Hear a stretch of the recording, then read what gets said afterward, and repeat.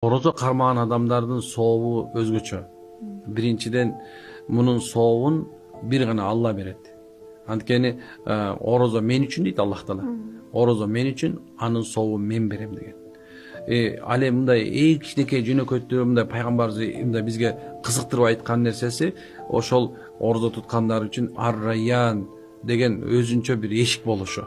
Же болбосо орозо туткандар ошол бейиштин эшиги ошолор үчүн ачылып турат деген сөз пайгамбардан айтылган. Пайгамбарыбыз быйык Рамазан айы келди.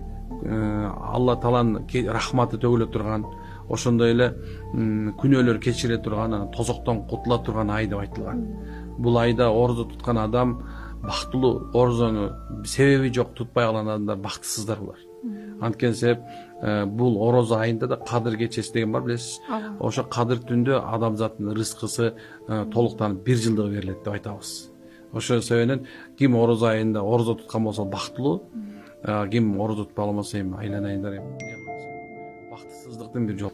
Орозо кармаган адамдар Кудайым буйрса эми муну менен кээ бирлер алып биз сөздү калып, эми тиги орозо кармаган периште экен да биз болсо өлүптүрбүз. Жок, андай эмес. Болгону гапилеттиги, адамдын кайдыгерлиги ал адамды бактысыз кылды деп айтпакчыбыз.